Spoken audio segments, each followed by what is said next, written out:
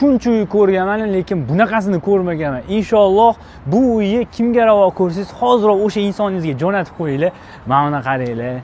Yo mashalloh, hovliga kirib kelishinglar bilan ko'zinglarni quvnatadi-ku. To'g'rimizda haqiqiy Onyx toshlar.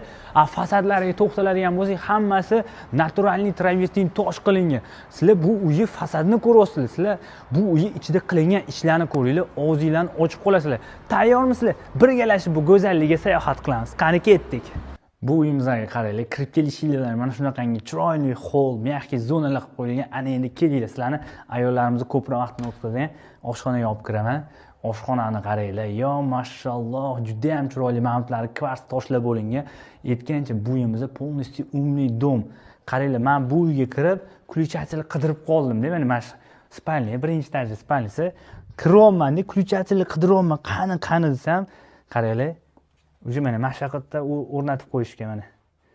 Birgina mana sensor datchik orqali pardalarni, seytlarni o'chirib yoqsanglar bo'ladi.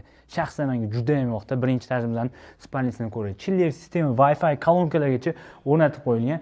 Inshaalloh eng kamida har bir insonga mana shunaqa uylarda yashashlik nasibi ro'za aylasin. Kelinglar, men sizlarni bu uyimizning zal qismi bilan tanishtiraman. Zal qismiga ham o'zingizlar bitta baho beringlar. Juda ham chiroyli. Inshaalloh har bir mo'min musulmonga ota-onasi bilan mana shunaqa fayzli xonadonlarda yashashlik nasibi ro'za aylasin. Bu uyni kimga ravo ko'rsangiz, o'sha eng yaqin insoningizga bitta like bosib jo'natib qo'ying.